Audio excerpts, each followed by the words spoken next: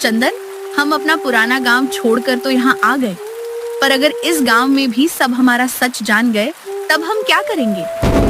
धीरे बोलो कमला, बार बार अतीत की बातें दोहराओ मत। प्रार्थना करो कि हमारा बीता हुआ कल हमारे आज पे हावी न हो। चंदन बिल्कुल सही कह रहा है। हमने जो पीछे छोड़ा है उसे पीछे ही रहने दो। आज से हम नई शुरुआत करेंगे। इस तूफानी रात में मुझे बहुत डर लग रहा है। न अभी हमारे पास रहने का कोई ठिकाना है और न ही कोई काम धंधा। हम कैसे यहाँ अपना गुजारा करेंगे? सब हो जाएगा। मैंने गांव के सरपंच से पहले ही बात कर ली थी। वो हमारे रहने का इंतजाम कर देंगे। चलो अब उनके घर चलते हैं। इतना बोलकर चंदन अपनी पत्नी और माँ को लेकर आधी रात में ही सरपंच के घर चला जाता है।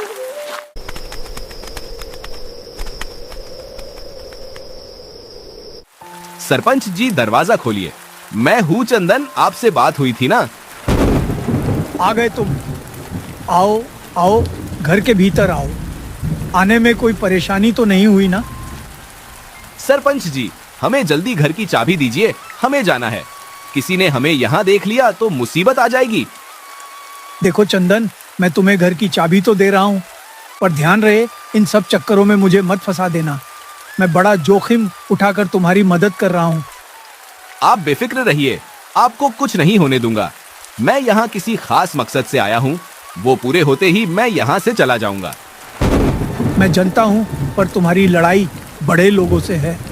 तुम लोगों के लिए थोड़ा डर लग रहा है। अपना ख्याल रखना, और हाँ, अपनी असल पहचान कभी सामने मत आने देना। आपने हमें समझा, हमारी मदद की, उसके लिए शुक्रिया सरपंच जी। चंदन, अब चलिए, काफी रात हो गई। इतना लंबा सफर तय के कारण काफी थकान सी भी हो रही है। हाँ बेटा, चल। कल से हमें बहुत कुछ करना है। कल से हमारा असली सफर शुरू होगा। मेरे बच्चों, इस सफर में बहुत सी कठिनाइयां आएंगी। हिम्मत मत हारना। मेरी कोई भी जरूरत हो तो मुझे बेझिझक कह देना। मैं भी तुम लोगों के साथ हूँ। इसके बाद वे लोग घर चले जाते हैं। तूफानी रात थी, बारिश तेज हो रही थी। तीनों घर जाकर सो जाते हैं।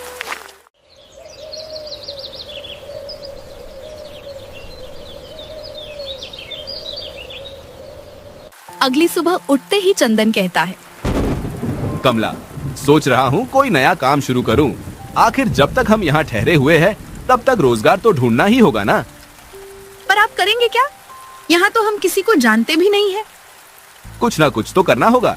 हमें गांव में रहना है तो गांव वालों के हिसाब से ढलना होगा।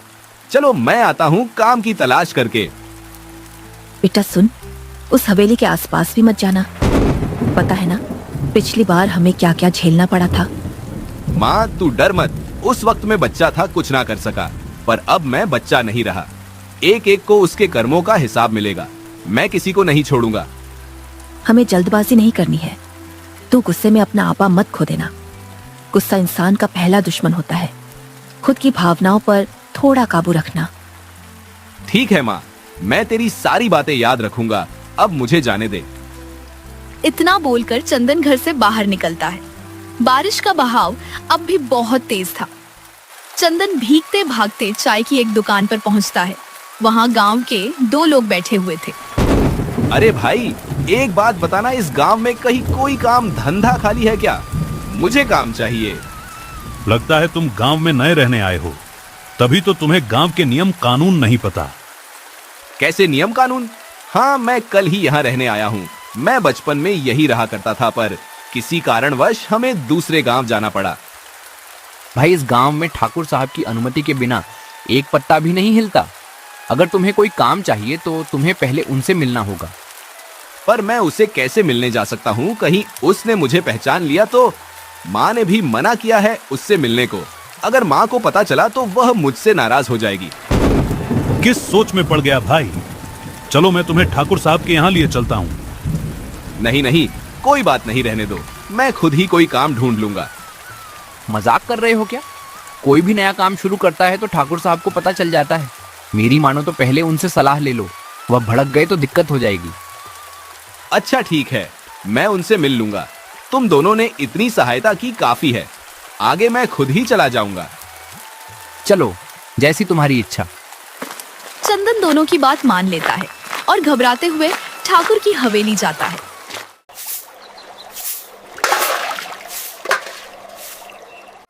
तू कौन है और यहाँ क्या करने आया है? क्या तूने मेरे घर आने से पहले मेरी अनुमति ली थी? माफ करना ठाकुर साहब, मैं बिना अनुमति के आ गया। दरअसल मुझे कोई काम चाहिए। लोगों ने कहा कि आप इसमें मेरी मदद कर सकते हैं। अच्छा, मुझे ऐसा क्यों लग रहा है कि मैंने तुझे कहीं देखा है? भगवान मुझे बचा ले, अभी इसके सामने मेरी सच्चाई नहीं आ सकती। कहीं इसे मैं याद ना आ जाऊं। खैर छोड़, मुझे क्या, कभी देखा होगा किसी गांव में तुझे। अच्छा ये बता, क्या काम करना है? कोई भी काम चलेगा, बस कोई ऐसा काम जिससे मेरे घर पर 2 वक्त की रोटी आ जाए। ठीक है, मुझे मजदूरों की जरूरत है। तू मेरे यहाँ मजदूरी कर। अभी तू नया है तो मैं ज्यादा पैसे नहीं दूंगा, लेकिन एक बार तू अच्छे से काम करने लगा तो थोड़े पैसे बढ़ा दूंगा। नहीं, मैं इसके यहाँ काम नहीं कर सकता। हर वक्त इसके सामने रहा तो कोई ना कोई गड़बड़ जरूर कर दूंगा। क्या सोच रहा है? जा काम में लग जा।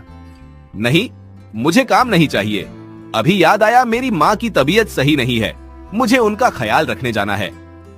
अजीब इंसान है, अभी तो काम काम की रट लगाए बैठा था, अब मैं काम दे रहा हूं तो यह मना कर रहा है।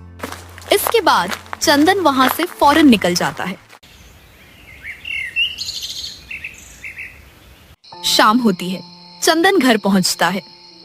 आ गए आप? पूरे दिन कहाँ थे? कोई खोज खबर नहीं।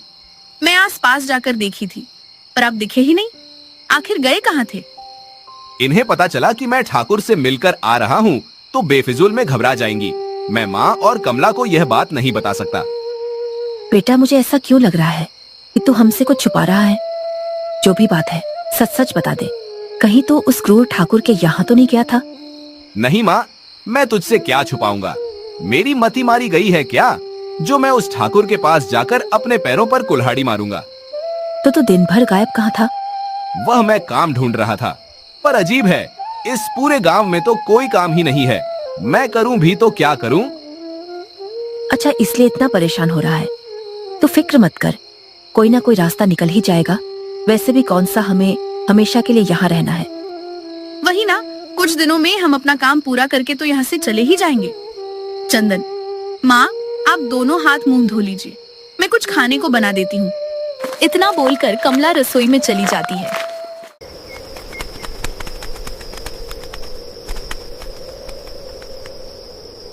कुछ देर बाद चंदन भी घबराता चेहरा लिए कमला के पास जाता है। कमला, मुझे तुम्हें कुछ बताना है, पर वादा करो तुम माँ को नहीं बताओगी। ठीक है, नहीं बताऊंगी। पर आप इतने घबराए हुए क्यों हैं? आपके माथे पर इतना पसीना क्यों आ रहा है? आज मैं ठाकुर से मिला था। पता है, उसने मुझे पहचाना नहीं, लेकिन उसे मैं धुंधला धुंधला याद हूँ। ये आप क्या कह रहे हैं? आपको पता भी है, अगर उस ठाकुर ने आपको पहचान लिया तो आप कितनी बड़ी मुसीबत में आ जाएंगे। मुझे क्या पता था, इतने वर्षों बाद भी उसे धुंधला सा सब याद रहेगा। वह तो मुझे अपने यहाँ काम करने को कह रहा था, मैं मना करके आ गया। अब आप ऐसा कुछ नहीं करेंगे जिससे आपको कोई खतरा हो। अपना नहीं तो कम से कम मेरे और माँ के बारे में तो सोचिए। अब ऐसा नहीं होगा, लेकिन कमला, हमें जल्दी अपना काम खत्म करना होगा। अगर हमारा मकसद पूरा होने से पहले ठाकुर ने हमें पहचान लिया तो हम कुछ नहीं कर पाएंगे। हाँ बिल्कुल, इस बार हम उसे बचकर निकलने नहीं दे सकते हैं। ये हमारा आखिरी मौका है। रात होती है, सभी खाना खाकर सो जाते हैं। ऐसे ही दिन बीतते हैं। बारिश और तूफान का कहर बढ़ता ही जाता है। हर तरफ मंदी ही मंदी छाई थी। एक दिन चंदन गांव की सैर करने निकला था। भाई पता है, वर्षों पहले हमारे गांव में एक दुर्घटना घटी थी। एक पापी व्यापारी ने अपने स्वार्थ में आकर कई मासूमों की सांसें छीनी थी। हाँ भाई, यह अफवाह तो मैं भी सुनते आ रहा हूँ। भला हो ठाकुर साहब का, उन्होंने ही सबको बचाया था। अच्छा हुआ वो पापी व्यापारी हमारे बीच नहीं रहा। वह अभी जीवित होता तो मैं उसे सजा देता। मुझे ऐसे बुरे लोगों से सख्त नफरत है।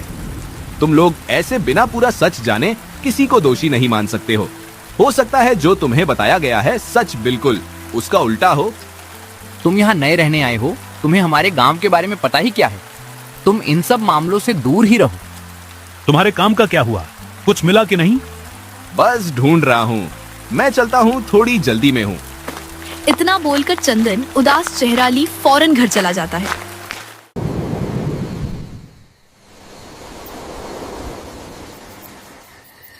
माँ, लोग अब भी पिताजी को ही दोषी मानते हैं। सबको लगता है पिताजी ने ही गलत काम किया था। ये सब ठाकुर का किया धरा है। उसने तेरे पिता को गलत साबित कर दिया और खुद बच गया। तू रो मत बेटा, ऊपर वाला इंसाफ जरूर करेगा। पर माँ, कब होगा इंसाफ? इंतजार में हमने इतने वर्ष रोते हुए गुजार दिए। मेरे पिता जैसे से सज्जन इंसान के चरित्र पर लोगों ने दाग लगाए हैं। मुझसे उनकी बदनामी सुनी नहीं जाती है। थोड़ा सब्र रखिए। हम लोग ठाकुर के खिलाफ सबूत इकट्ठा करने में लगे हुए हैं। बस उसकी एक गलती करने की देर है, फिर सबके सामने सच आ जाएगा। एक तो यह दुख मुसीबत कम ही नहीं हो रहे हैं। पहले पिता के ऊपर झूठा इल्जाम और अब ये कंगाली। जो भी बचे हुए पैसे थे वह खत्म हो चुके हैं। अब तक कोई काम नहीं मिला। चंदन बहुत परेशान था। हर तरफ से उसके ऊपर दुख और मुसीबतें आती ही जा रही थी। रात होती है। चंदन दुखी होकर अपने कमरे में बैठा होता है। तभी कमला बचे हुए आलू की टिक्की बनाकर चंदन के पास लेकर जाती है। आप उदास मत होइए, हम कुछ ना कुछ कर लेंगे। लीजिए, आपको आलू की टिक्की बहुत पसंद है ना? मैंने खास आपके लिए बनाया। नहीं, मुझे नहीं खाना माँ, और तुम खा लो। अब जिद छोड़िए भी, एक तो खाइए। मैंने कितने प्यार से आपके लिए यह आलू की टिक्की बनाई है। अगर आपने नहीं खाया तो मैं रूठ जाऊंगी। अच्छा भाग्यवान दो, ऐसे रूठा मत करो। तुम रूठ जाती हो तो मुझे बहुत सुना सुना सा लगने लगता है। ये बोलकर चंदन आलू की टिक्की खाता है। वाह, कितनी स्वादिष्ट आलू की टिक्की है। कमला, सच में तुम्हारा तो कोई जवाब ही नहीं है। इतनी स्वादिष्ट टिक्की बनाना तुमने कहाँ से सीखा? माँ जी ने सिखाया है।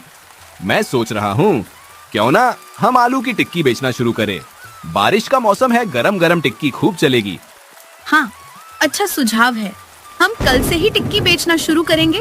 आज मैं आलू उबलने रख देती हूँ, कल सुबह सुबह जल्दी उठकर बना दूंगी। इतना बोलकर कमला बचे हुए सारे आलू उबालने रख देती है।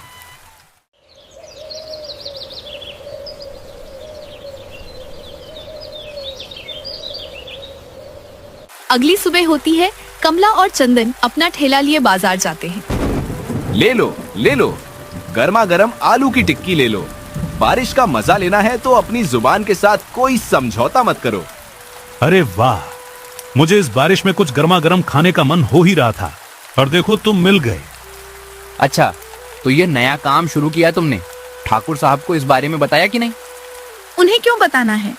यह तो हमारा खुद का काम है। हमारे खुद के पैसे लगे हैं इसमें। तुम लोग समझ नहीं रहे हो। ये गांव ठाकुर साहब के हिसाब से चलता है। यहाँ के सरपंच भी उनके आगे कुछ नहीं कर सकते।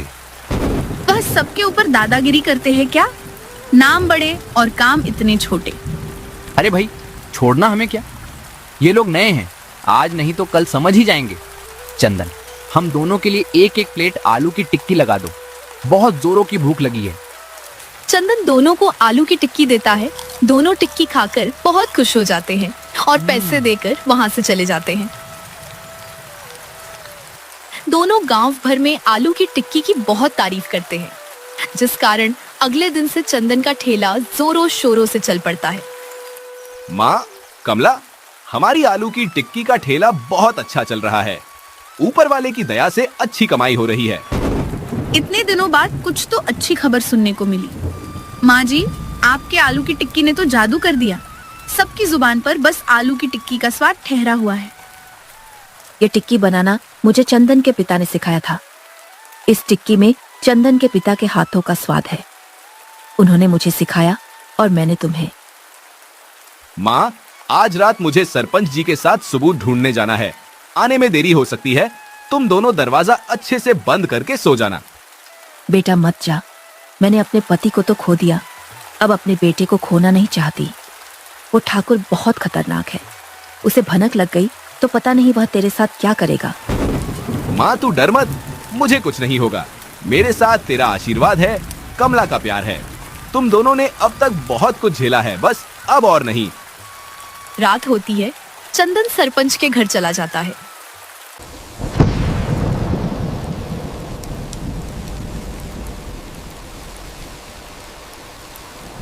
सरपंच जी, कहिए आपको क्या सबूत मिला है? जल्दी बताइए। मैं अपने पिता को निर्दोष साबित करने के लिए और इंतजार नहीं कर सकता। मुझे माफ कर देना चंदन, मैं मजबूर हूँ। मुझे न चाहते हुए भी ऐसा करना पड़ा। आपके कहने का मतलब क्या है? कुछ हुआ है क्या? आप ठीक तो है ना? इतने में ठाकुर कमरे से बाहर निकलता है। मैं बताता हूँ क्या बात है। तुम यहाँ? सरपंच जी, ये सब हो क्या रहा है? ये ठाकुर यहाँ क्या कर रहा है? तुझे क्या लगा तू अपने पिता का बदला मुझसे लेने आएगा और मुझे पता भी नहीं चलेगा? मुझे तो पहले दिन से ही तेरे ऊपर शक हो गया था। ठाकुर साहब, चंदन एक भला व्यक्ति है, उसे जाने दीजिए। वह तो इतना गरीब है कि चाह कर भी आपका कुछ नहीं बिगाड़ सकता। आपको उससे कोई खतरा नहीं है। अब तू मुझे बताएगा मुझे क्या करना चाहिए और क्या नहीं। एक तो तूने मेरे नाक के नीचे मेरे खिलाफ षड्यंत्र रचा। तुझे तो मैं बाद में देखूंगा, पहले इस चंदन से निपट लूं। सरपंच जी को जाने दो, तुम्हारी दुश्मनी मुझसे है। उन्हें बीच में क्यों ला रहे हो? बीच में तो वो खुद आया है। तू 2 वर्ष पहले मुझसे अपने पिता के लिए झगड़ने आया था ना। तुझे क्या लगा मैं तेरा चेहरा भूल जाऊंगा? उस वक्त तो मैंने तुझे जाने दिया, पर इस बार नहीं। इतना बोलकर ठाकुर जोर जोर से हंसने लगता है।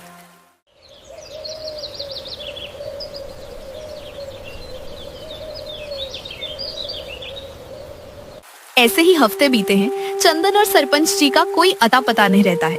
कमला और माँ बहुत परेशान हो जाती है। माँ जी, ये तो ठाकुर के खिलाफ सबूत ढूंढने गए थे ना, अब तक आए क्यों नहीं? 2 हफ्तों से इनकी या सरपंच जी की कोई खबर नहीं है। कहीं उस ठाकुर ने तो कुछ कर नहीं दिया? नहीं, हम यह अनर्थ होने नहीं दे सकते हैं। हम बिना सबूत के आखिर करेंगे भी क्या? लोगों की आंखों में तो ठाकुर की अच्छाई की पट्टी बंधी हुई है। हमें इस वक्त समझदारी से काम लेना होगा। पता नहीं मेरा बेटा कहाँ होगा, किस हाल में होगा। उस ठाकुर ने उसके साथ क्या किया होगा। दोनों सास बहू चंदन की फिक्र में रोती है, तड़पती है। शाम होते ही दोनों गुस्से में आग बबूला होकर ठाकुर के घर चली जाती है। ए ठाकुर, तू अपनी आदत से बाज नहीं आएगा ना? कहाँ है मेरा बेटा? पता जल्दी। मेरे पति को छोड़ दो, हम कहीं दूर चले जाएंगे, तुम्हें कभी परेशान नहीं करेंगे। ये सब तो तुम्हें इस गांव में आने से पहले सोचना चाहिए था ना। अब पछताने से क्या होगा जब चिड़िया चुग गई खेत। यूं पहेलियों में बातें मत कर। तुझे शर्म नहीं आती? चाचा होकर अपने ही भतीजे को मुसीबत में डाल रहा है। मैं कोई सगा चाचा नहीं हूं, एक सौतेले चाचा से और उम्मीद ही क्या रख सकते हो तुम लोग? तुझे अब क्या चाहिए? तूने तो सारी संपत्ति हड़प ली, मेरे पति को बदनाम कर दिया, हम सबको गांव से निकालवा दिया। अब भी तेरा जी नहीं भरा क्या? मैं सौतेला था, इसीलिए भैया ने कभी मुझे प्यार नहीं किया। सब मुझसे नफरत करते थे। और तो और जायदाद का आधे से ज्यादा हिस्सा भैया को मिल रहा था। अपने साथ गलत होते मैं कैसे देख सकता था? तेरे लालच के कारण तूने कितने मासूम मजदूरों की मेरे पति को फंसा दिया। उन्होंने बदनामी के कारण इस दुनिया को अलविदा कह दिया। तो इंसान नहीं शैतान है। हाँ, हूं मैं शैतान। मैंने ही सब किया। मुझे बस पैसा चाहिए, इसके लिए मैं कुछ भी कर सकता हूं। तुम्हारे कारण हमने इतने वर्ष जिल्लत की जिंदगी झेली। पिछले गांव में भी यह अफवाह फैल गई थी कि ससुर जी अपराधी हैं, जिस कारण हमें उस गांव से भी निकलना पड़ा। फिक्र मत करो, इस बार तुम्हें कहीं भागना नहीं होगा। मैं आज सबको एक साथ ठिकाने लगा दूंगा। इतना बोलकर ठाकुर मुस्कुराता है। तभी वहां गांव के 2 आदमी आ जाते हैं। हमने सब सुन लिया, हमारे सामने सारी सच्चाई आ गई है। हम अब तक तुम्हें अच्छा समझकर एक निर्दोष को कोसते आ रहे थे। तुम्हें सजा मिलनी चाहिए। तुझे क्या लगा था हम यहाँ अकेले आएंगे? इतने बेवकूफ नहीं है हम लोग। हर बार तुम्हारे जाल में नहीं फंसेंगे। नहीं, ये नहीं हो सकता। मेरा साम्राज्य तबाह नहीं हो सकता। ये सब मेरा है, सारे पैसे मेरे हैं। ठाकुर का सच गांव वालों के सामने आता है। सभी उसे कानून के हवाले कर देते हैं। माँ और कमला चंदन को पूरी हवेली में ढूंढती है। चंदन और सरपंच जी एक कमरे में बंधे पड़े हुए थे। मेरा बच्चा, तू ठीक तो है ना? आप दोनों को चोट तो नहीं आई ना? उस ठाकुर ने आपको कुछ किया तो नहीं ना? नहीं, आप दोनों ने समय रहते हमें बचा लिया। चंदन, मैं तेरे पिता का खास मित्र था, फिर भी मैं उसे बचा नहीं सका। अब से तुम लोग इसी गांव में रहोगे। मैं अपने मित्र के परिवार को भटकने नहीं दूंगा। इसके बाद वे सब अपने घर जाते हैं। अगले दिन से चंदन आलू की टिक्की का ठेला फिर से लगाता है। कुछ ही दिनों में उसका काम रफ्तार पकड़ता है और धीरे धीरे चंदन की माली हालत ठीक हो जाती है।